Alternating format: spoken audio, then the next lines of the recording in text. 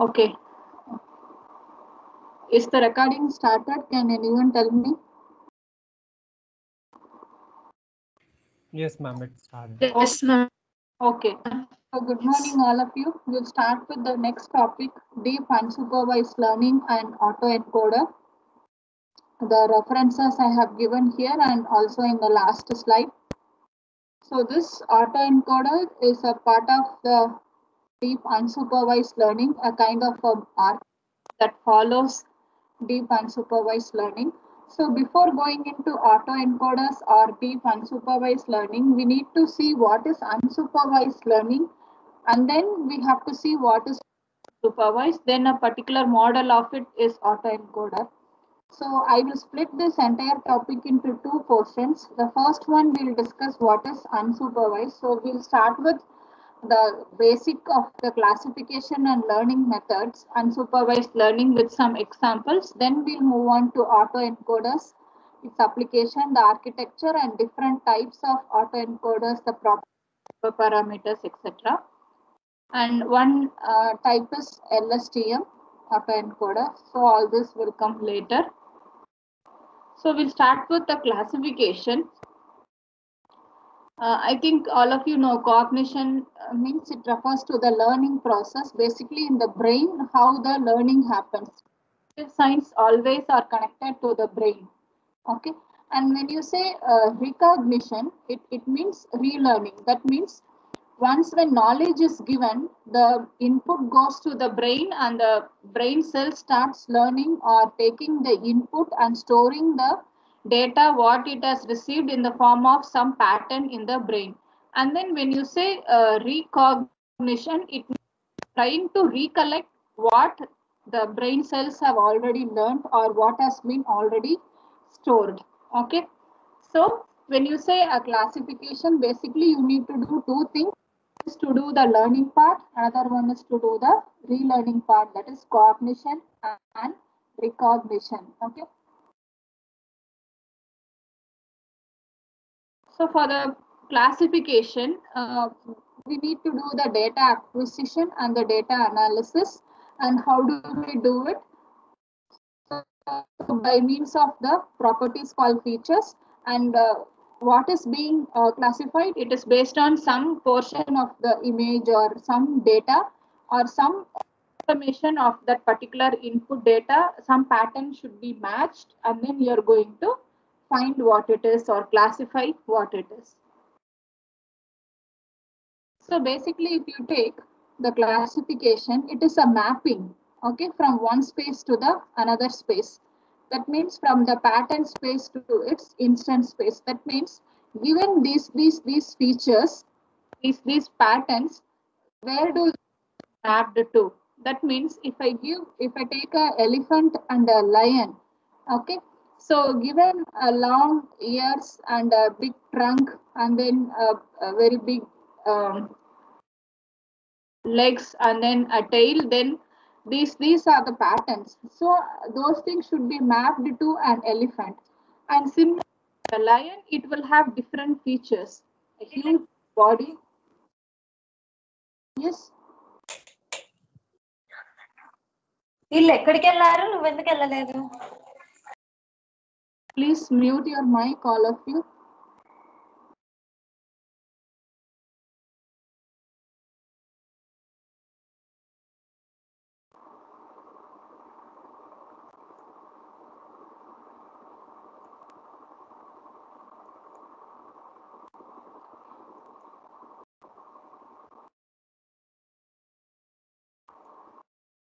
Okay. So given the features, it has to find where that particular patterns, if they are combined together, to which instance it belongs to or to which object or where it is being mapped to. That means your output class. Okay. And then we already know about supervised, unsupervised, etc. So now in case of supervised learning, under the supervised learning only, there are different ways in which the learning can happen. Here I would like to differentiate between a traditional supervised learning method and a discriminative method. That means, say for example, if I take elephant and a lion, or you can take a lion and a tiger, or you take a lion and a leopard, then how they can be classified? Suppose there are two boys in age group. One has the ability to memorize or to if one boy sees a particular object, then the properties of the object, the features of the object in his brain. Okay, so next time when he sees the same object, he can compare the particular object with the features of the object with the features of a similar object what he has stored in his brain already, and he will compare and then he will tell, yes, it is this. Okay, and another person, what he does is the tiger, if you take, both of them have seen the lion and the tiger in the pictures, in the images only. But when both of the boys are taken to a zoo, and then if they see both the animals in real, how they will differentiate a lion and a tiger? So the first boy will try to the features of the lion, and he will try to match it with the features of the lion, what he has seen in the picture and how he has imagined and stored it in his brain, and then he visualizes it, compares it, and he says, yes, this is lion.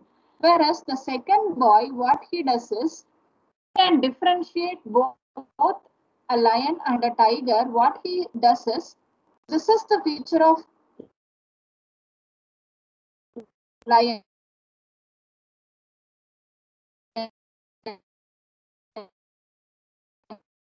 That means the ear shape of a lion. Similarly, the fur or the body of a tiger is different from lion. That means what he does is, instead of matching with the pattern, what he does is he tries to differentiate the given pattern from the other one, and then says that this is different from the other, so this cannot be the same, so this is different. So that way he's trying to discriminate. Okay, so among the learning techniques, the discriminative methods are support vector machine, LDA, etc. Okay, the other traditional methods like ANN, naive Bayes, all these are like comparison, and then they try to perform the matches. Okay, so see one scene classification.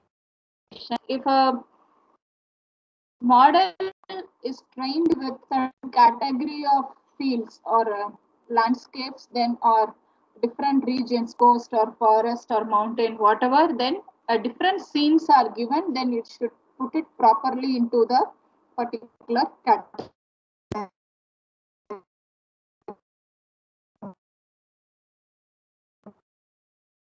Okay, and so the problem with the supervised learning is you need to label data, and label the data is very complex. You need time, and experts should be available. Yeah, your voice is breaking.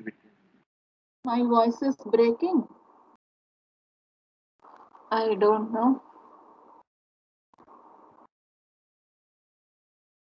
My network access seems to be fine.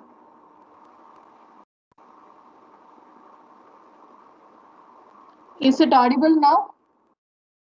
Fine, ma'am. Okay. Oh, it's fine. Okay.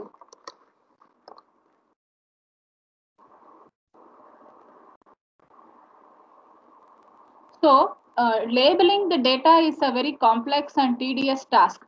See, if it is a small set of data, so for example,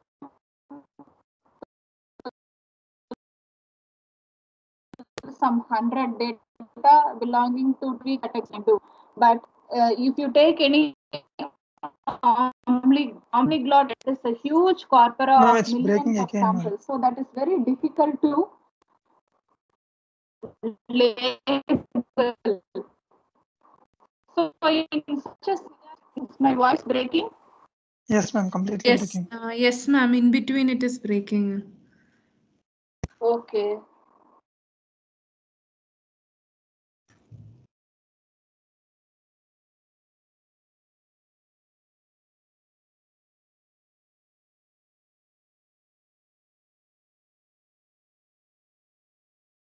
I will change to mobile hotspot and see.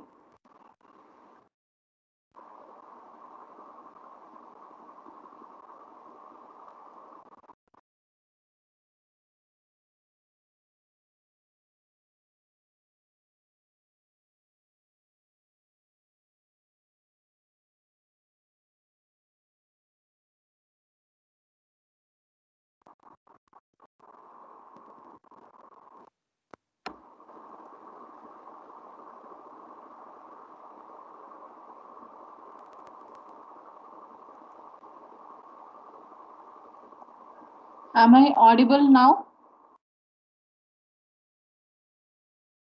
Yes, ma'am. Okay,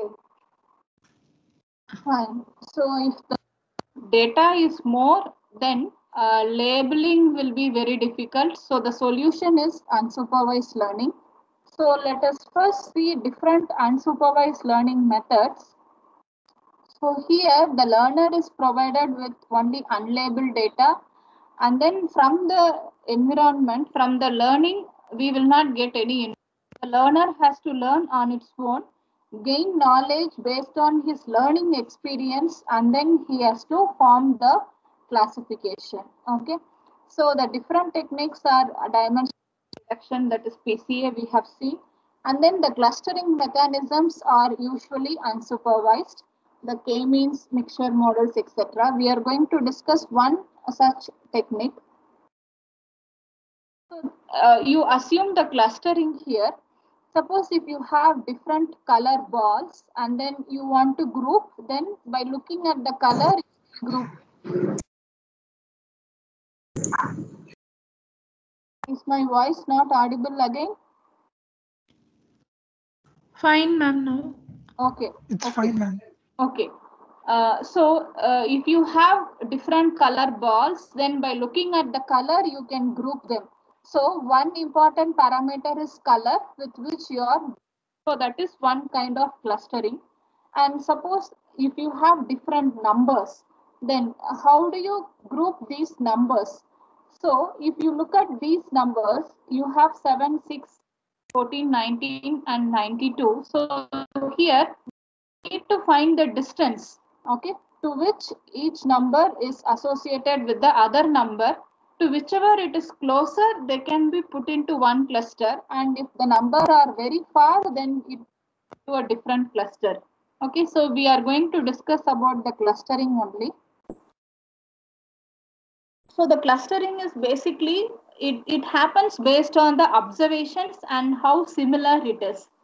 Okay, so if the objects are similar, then we will group them together.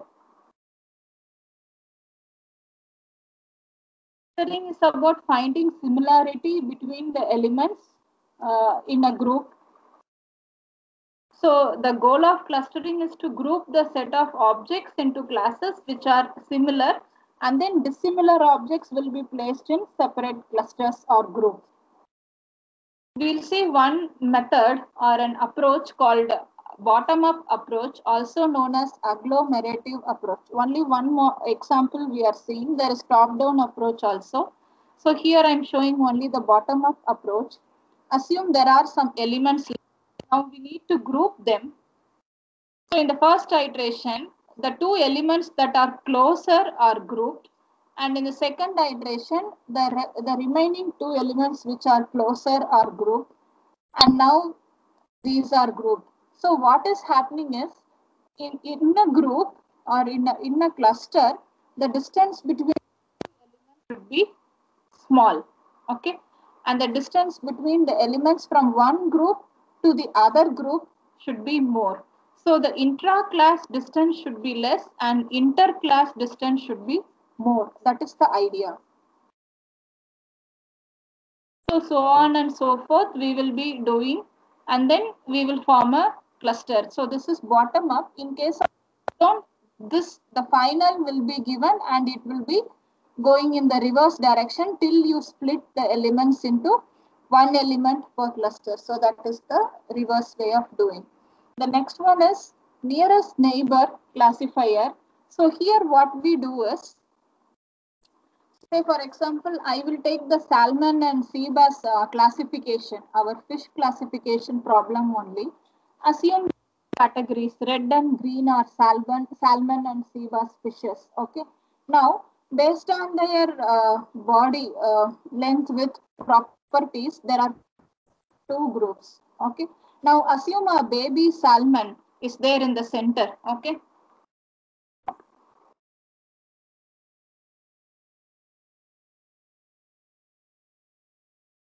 Let us assume this baby salmon here.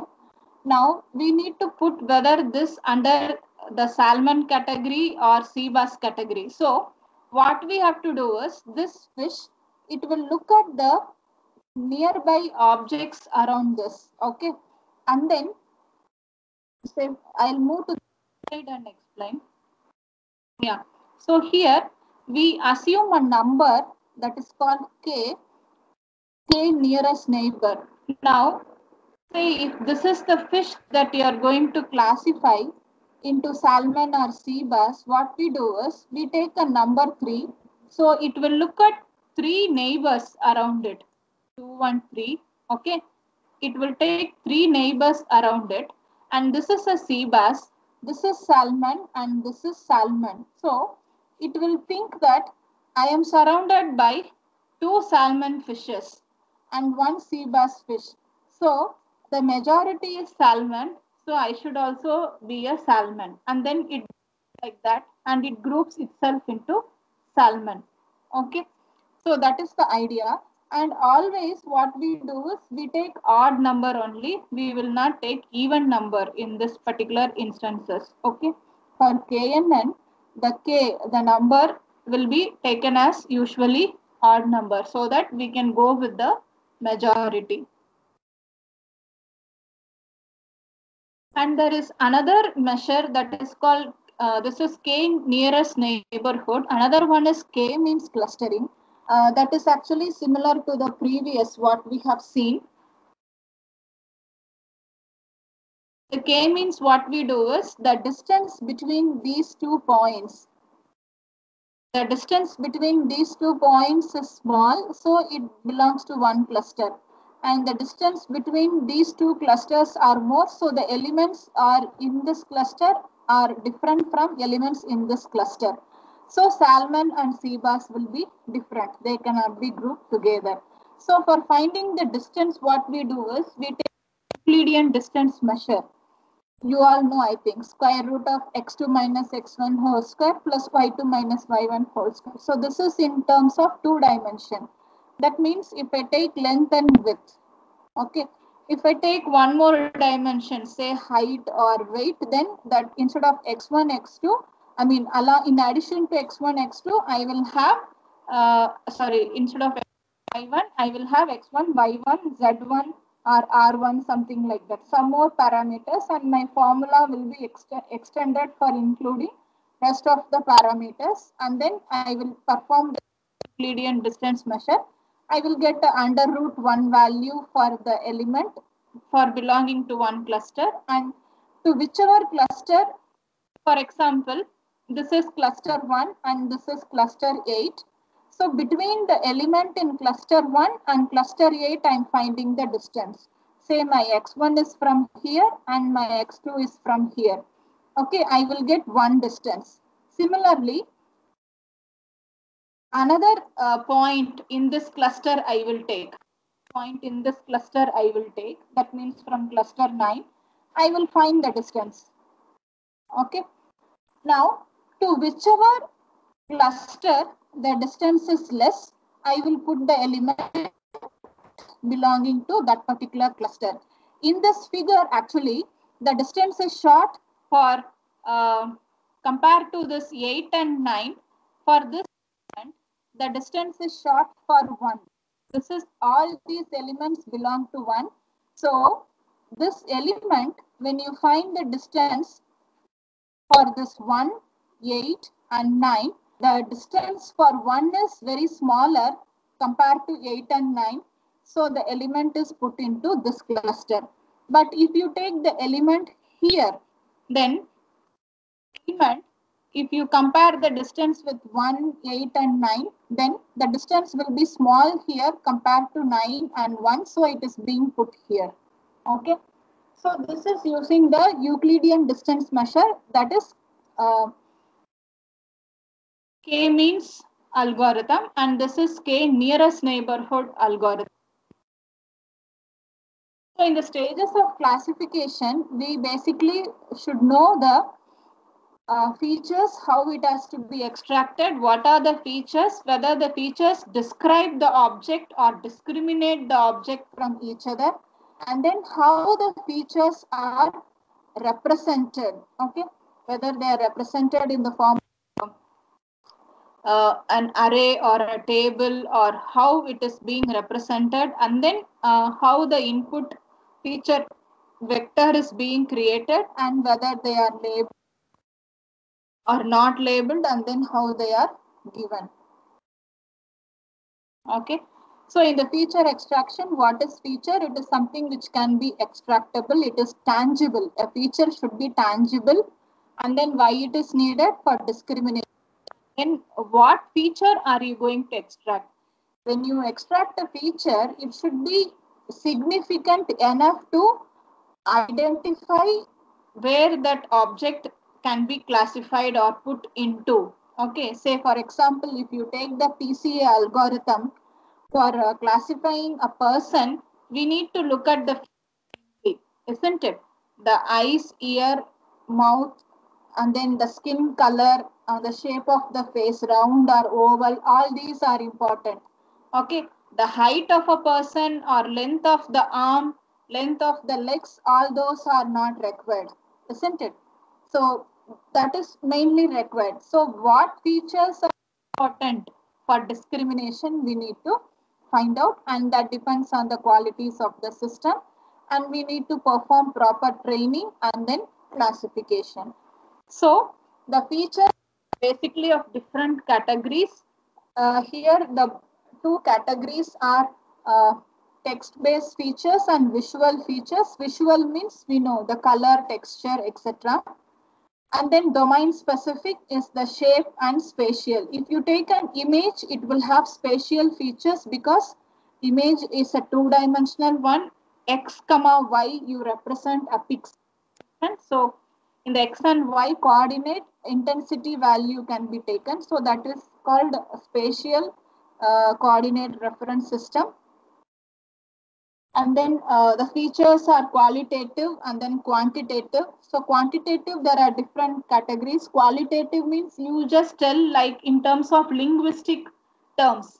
Okay, like short, medium, tall, and then thin, slim, overweight, obese, all this kind of categorical words, they are actually qualitative.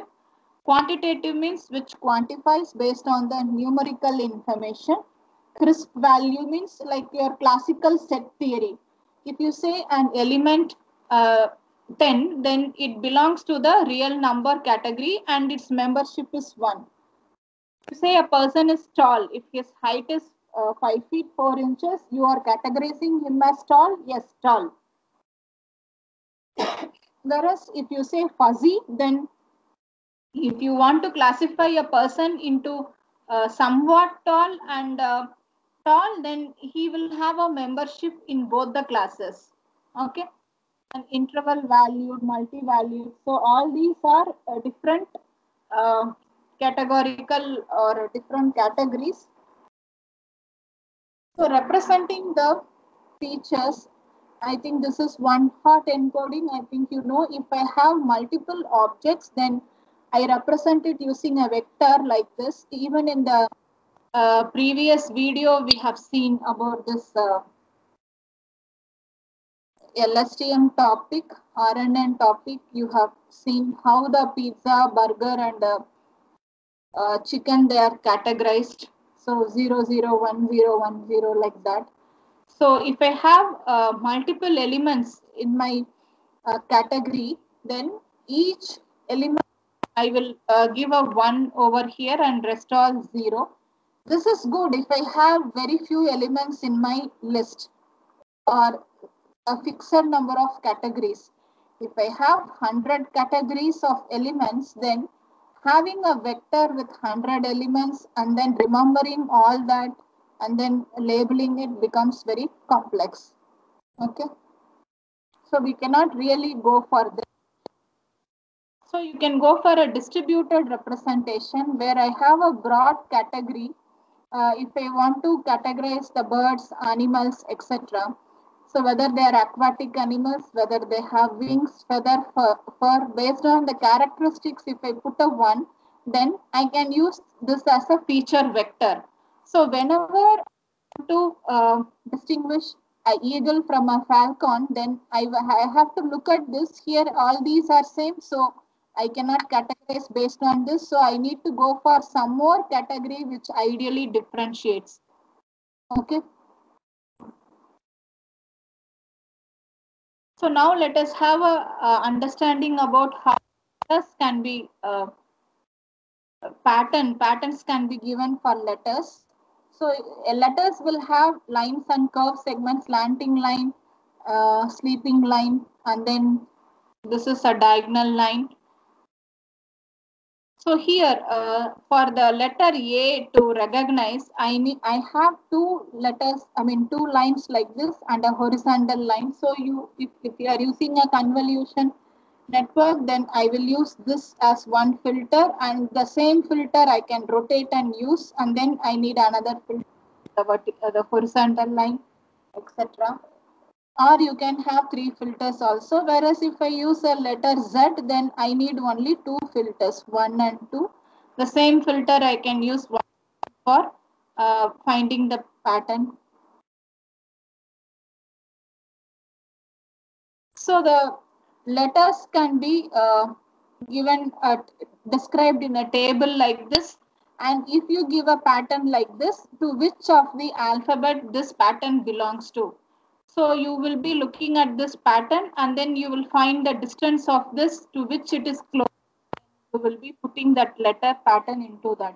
So this is how you will recognize the digits or the letters. Okay.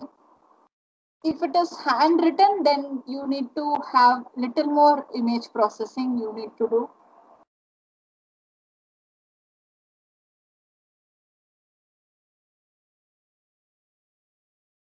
So this is all about the unsupervised. What are the different techniques of unsupervised we have seen.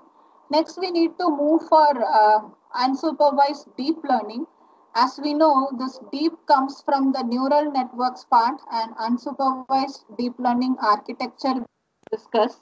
And before going into an unsupervised deep learning, I would like to show another slide where an unsupervised learning using a neural network we can discuss. That is a coherent self-organizing map we can discuss. And then we will come back to this. And one example, starting the pictures using unsupervised deep learning is given in this example with the link. You can go through this later. So before we go to autoencoders, I will quickly take you through the coherent self-organizing map.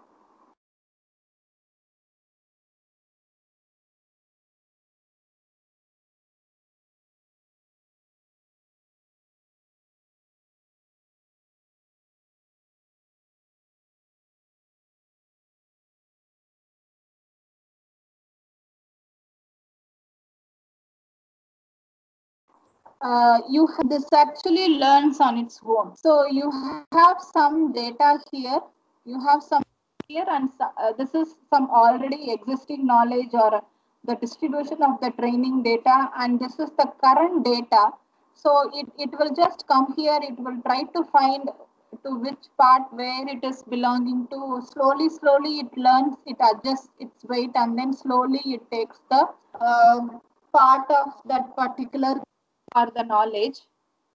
So coherent self-organizing is totally unsupervised, and then it comes under a communism, and it means the winner takes all. It is similar to the Euclidean distance measure that we have done so far. I will go to some diagrams and then explain.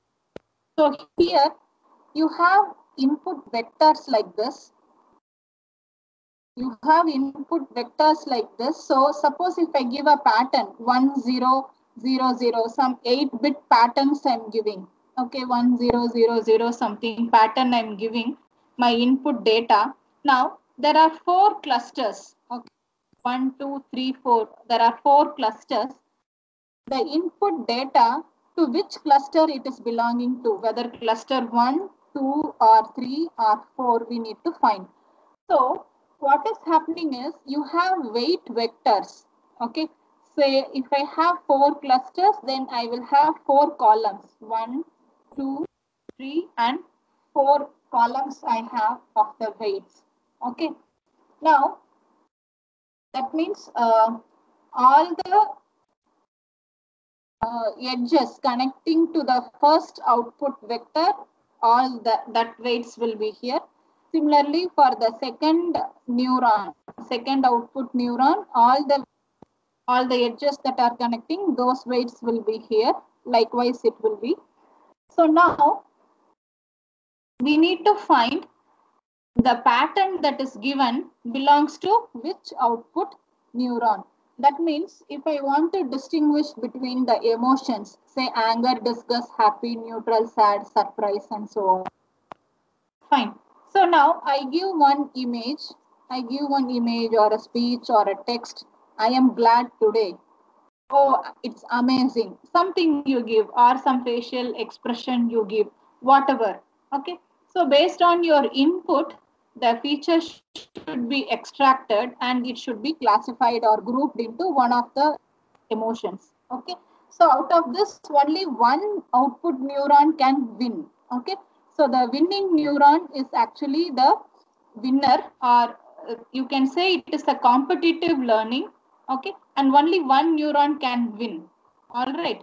So what is the criteria for to compare the Euclidean distance? So take the weights of this particular output neuron. Okay, and then you take this input neuron, find the Euclidean distance, and then you have to do it for all the 4, and then to which particular output neuron, for which particular you have taken, I mean your say x1 minus x2 whole square under root, if it comes, means the x1 comes from the input neuron, x2 comes from the weight. Okay, so likewise we need to do for all the input pattern, and then we need to arrive at the distances. Take all the distances and find which distance is smaller. Okay, then the smaller unit is the winning unit, or that is the winner. Okay, then what we do is you take that particular column in the weight and you update only that weight. Okay, so suppose if your alpha is 0.5, initially alpha is 0.5, the learning rate alpha is 0.5, then in the next iteration the alpha becomes 0.25. That means one level learning is done. So on the next level alpha is 0.25, and then you will once again try to update that particular winner column weight only, and you will repeat this exercise so that in the next iteration, whether it is changing the cluster or not, we will find. If in the second iteration also, if the first neuron is the winner, then it means that it is consistent in the winning or in finding the winner. So in that case, the convergence has achieved. So we will leave that particular input pattern and we will take the next input pattern in the, okay, and then we'll continue the same process. Okay. So in the weight updation, we will update only the one column of the weight, which is the winner. The remaining we will update. So that way it continues. So this kind of organizing is called as a self-organizing map or a coherent self-organizing map. Okay. Actually, this is not a part of our syllabus initially, so I did not do it initially. So that is how it goes on. So the same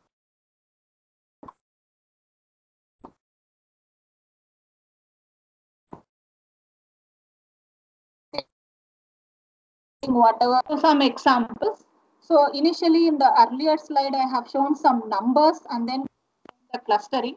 So here with reference to some animals, so if you have the animals, whether it is aquatic or terrestrial animal, based on that, terrestrial also, whether they are peaceful animals or hunters. So based on that, you have all the animals listed here, and then whether they are small, medium, big, and whether the animals have legs, 2 legs, 4 legs, hair, and feathers, like that. And then whether they are based on their nature or what it can do, whether it can hunt or run or swim, based on that.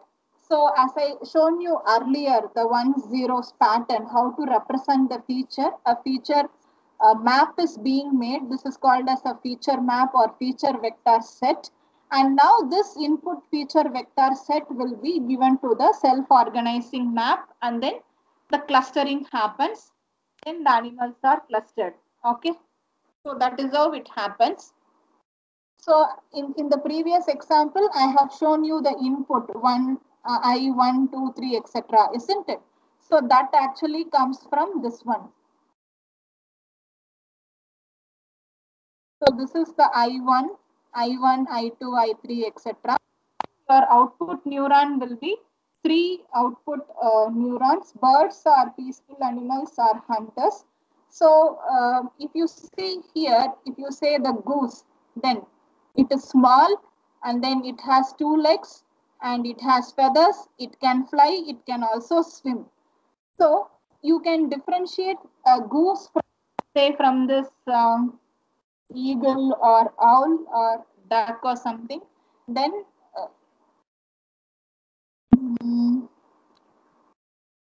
2 legs, but say let us take an eagle or a falcon, something that will not swim. An eagle will not swim, but it will feathers. Eagle will have 2 legs, and then eagle cannot swim. Okay, it is between duck and goose. Duck and goose. A goose can fly, but a duck cannot fly. So you have an extra parameter here, which will make it to put it in category of a duck, like that. Overall, they come under the birds category. Inside that, if you want to categorize, then once again, it has to be categorized based on these parameters. Okay. So that is regarding coherent self-organizing map example. So now we will go to the autoencoders. I stopped it here earlier, so we'll continue from this. So now this autoencoder is an ANN architecture that takes an input and outputs a reconstruction of the input. Actually, I wanted to talk about the associative memory here.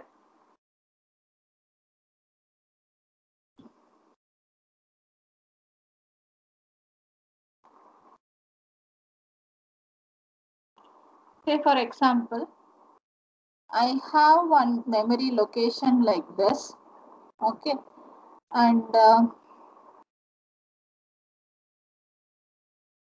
I have some patterns, say 0, 0, 1, 1, 0, 0. Assume I have, okay, I have 8 bits, and then in this memory, suppose if I want to find a pattern, let me write one more.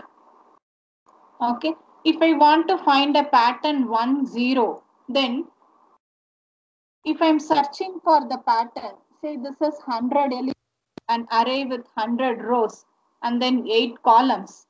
Okay, if I want to search for a pattern 1, 0, all right, then I have to, if I'm doing a linear search, I will be looking at one by one till I reach the pattern or till I reach the end of the array.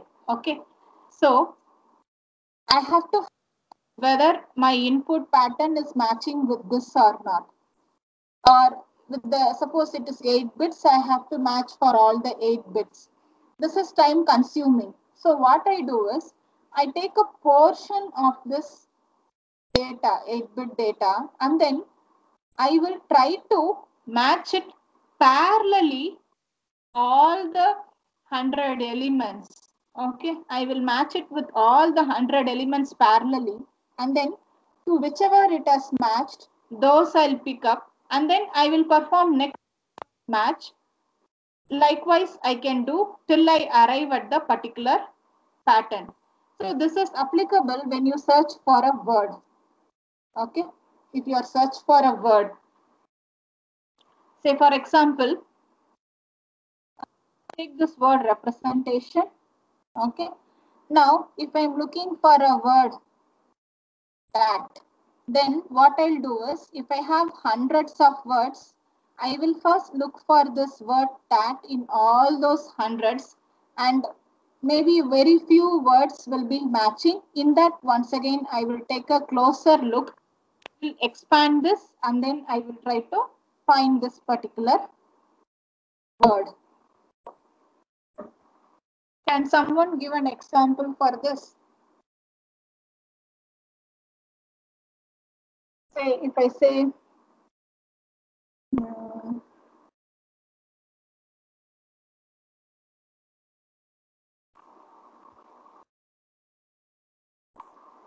if I say coffee, then it is coffee, coffee shop, and then coffee bar, like that. So the word coffee has some prefix and suffix, isn't it? Yes. So similar to that, you have a small portion of the word and you will try to match it with a prefix word or a suffix word, and then you will be expanding it. So that is the idea here. So this type of match is called as a content addressable matching or content addressable memory retrieval. So this kind of memory is actually a content addressable memory. It is like your cache memory where it retrieves very faster. Instead of going to the main memory and retrieving the data, this does it quickly like this. Okay, so matching for a set of words and then picking it up. So this learns very faster. So now we'll move on to an autoencoder. So basically an autoencoder is used to perform the learning and also the classification. But here, since it is unsupervised, to what it is going to match pattern and what it is going to classify. So that is really very tricky here. Here, in case of autoencoders, the input and the output will be the same. That means if you give one input, the neural network will try to learn to give the same input as the output. That means it will try to learn in such a way that it is able to produce the same output. Okay, that means if at all there are some noises in the image, then whether the network is capable of ignoring the noise and able to give back once again the same input image without the noise. So that is what important point that we should understand here. Okay, why an input is given and the same out is being expected. Okay, that means when the same data is given, the network will try to learn the pattern of the input image and it will try to give output also same. So in the process of learning, if there is any noise, it will try to eliminate the noise and it will give the same input as the output. So in that case, what is this? Earlier, I have given you an example of the training pattern. Say I have 8 bits. Now, among the 8 bits, what I have, okay, some bits I eliminate while while doing the testing. I give only rest of the bits So even if I give rest of the bits, if the training is done properly, it should still recognize the full pattern. Or in place of 1, if it is a 0, still the missed entry or missing entry or mismatched entries, it should still recognize based on the remaining elements of the pattern. So that is why if the input and the output are same, still if there is any noise or missing elements in the whether my network is able to recognize the same. So that is what being done here. Okay. And this is actually a deep network. This is actually a deep network. So you will have multiple, this block actually represents multiple convolution layers. So represents multiple convolution layers. We'll be discussing about the architecture. So here there is a convolution and here there is a deconvolution. Deconvolution. Deconvolution means it is a transpose of the convolution. The reverse process of convolution. Reverse means the transpose. We call it as transpose. Okay. Some of the applications I will do and we will stop here. So the application is denoising, dimensionality reduction, anomaly detection, image coloring, watermark removal. So quickly I will run through the examples. Okay. Suppose if I have some noise in the image, this is the one for noise. You see there are small grains, dots. They are actually called as a salt and pepper noise, the small grains. So when this noisy image is given as an input, this autoencoder will perform the encoding part. That means it will perform its operation, what it is supposed to do. That means an encoder and a decoder are inside this. We will discuss later. And what it does is when an input is given, it will try to learn only the proper input pattern. It will try to give the same input pattern. So whichever elements are not in line with the input pattern, whichever elements are considered as noise of that input pattern, those will be removed. So the denoising happens. Okay. And then this is the marking. So this can stock is the word that is being watermarked here, and that watermark is removed here. And then this is image coloring. A black and white image is colored. And then anomaly detection, all these bottles are of one color. So in a conveyor belt, in an automatic conveyor belt, where if the filling, capping, labeling are happening automatically over a conveyor belt process by process, if it goes on, then the anomaly can be detected. Okay. That means the input image is this black color cola bottle. Then if there is a white color bottle to be labeled as cola, this has to be removed. So this doesn't belong to the same pattern. So this is considered as a noise. So this can be removed. And then anomaly detection we have done. So this is basically, this example is for dimensionality reduction. A bigger size can be reduced to a smaller size, and it also can be restored. Okay, so we'll stop with this for today and we'll continue on Thursday with the rest of the slides for the same. I've done up to 33 slides. We'll cover rest of the slides in the next. And in the last slide, I have given lot of links. So one textbook, the same Jason Brownlee textbook, what I have shared for the first chapter, LSTM, you have to read chapter 9 for this. Okay, and this video is some 50 minutes. So this is excellent to learn what is unsupervised, and he discusses with that YUMNIST data set. So you can have a watch at this video. This is very good. 50 minutes video, but it is worth watching it. It actually takes one lecture hour. So you can watch it at your leisure. It's really good. So we'll here for today. Thank you all.